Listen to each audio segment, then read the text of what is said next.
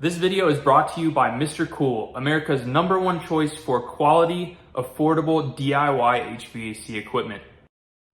In this video, I want to show you the easiest way to load and unload a Milwaukee M18 or an M12 grease gun. So I've seen a lot of people struggle with this and I've experienced it myself, but I want to show you the best way to do this. So for starters, we're gonna just remove the battery here. We've got our tube of new grease there. Set that aside. So what we're gonna wanna do is pull this rod out, and if you'll notice right there on the inside of that, there's a little notch, and this rod will clip into that little notch. I'll show you that in just a second.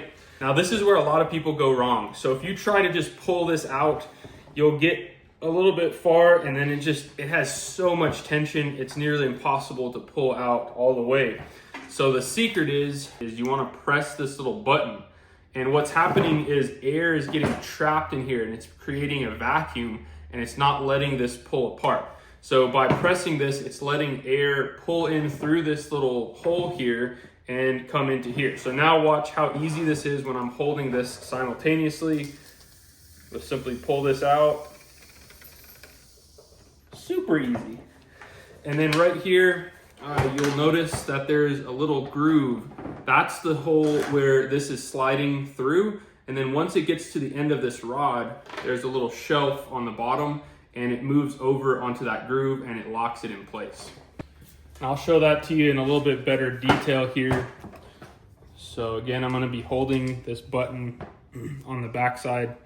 So when we pull this back out, see how it slides in there? And then once you get to that shelf, you just pull it over and that locks it in. So absolutely make sure you hold that little button.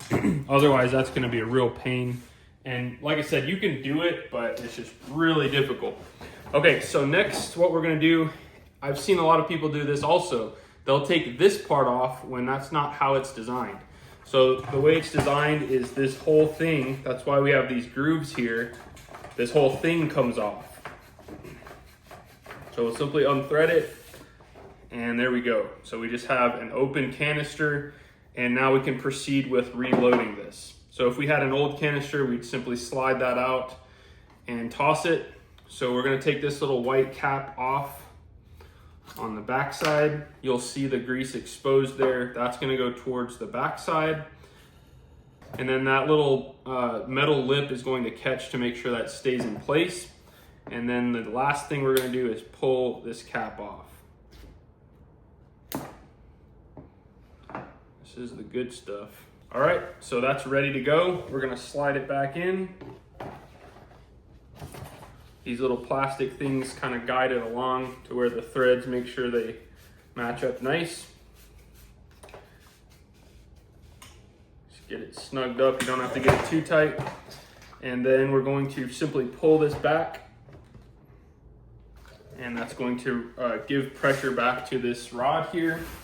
And then lastly, we're just gonna clean up any excess grease here. We don't want that getting all over our hands and our clothes. And that's it. All right, so let's throw our battery back in and just make sure that this works. I have one little secret left for you. All right, so after that initial, those little strings, now you can see it's nice and full.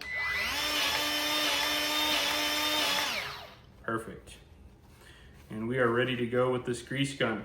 So something that multiple people have mentioned to me that they recommend with any grease gun is this right here. This is called the Lock and Lube grease coupler. And the whole idea is with this, you will end up with losing more grease than goes into whatever you're greasing probably. I don't know if it's that much, but you're gonna lose quite a bit. This ensures that like next to no grease is lost. It's pretty epic how great this thing works. It has a little knob, so you simply press it, lock it on, and then it is locked on there. It's very hard to get it to break loose. You have to press that knob back to pull it off. So it's very easy. We're simply gonna take a couple of wrenches here and unthread this OG one.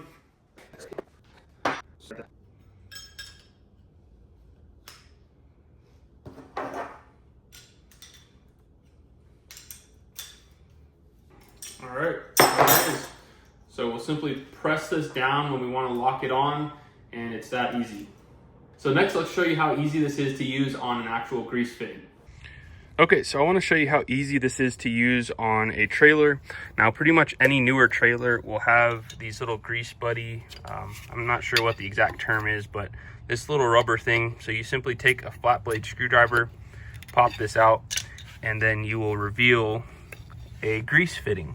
So we're simply going to pop this out of its little storage spot right here on the side of the gun. Again, we will pull this little lever. This will then lock into that thing and it will not move at all. So now we're just going to give this about a few pumps here. Okay, as you can see, no grease has come out. Anything that was there before, and it has not just spilled out all over the sides. So we're going to do this on all 4 of these bearings, and then we'll be ready to go. Now, a few things to note here is that these do not take a ton of grease unless it's a really old camper and is just has been deprived of grease. But basically, you want to do about 2 to 3 pumps of grease per year on these axles. So don't overdo it and put like 10 pumps or more in that bearing, because you can over grease these and that can become a problem. You can actually destroy the bearing because it has too much grease. So that one's done. We'll go over to this other one here, do the same thing. Just locks in just like that. And that's all it needs. Well guys, I'm really impressed with the Milwaukee M12 grease gun. I'm excited to use this for my skid steer as well as other devices that require greasing pretty often. If you're not doing a ton of greasing, this isn't really a necessary product, but if you're doing stuff on a weekly or monthly basis, then this can definitely be money well spent. I hope you found these tips and tricks on reloading and using that tip helpful. Now, if you want to see some of the other Milwaukee products that I've reviewed, check out this playlist right here, and I'm sure you'll find it informative. Until next time, you guys be safe. Later.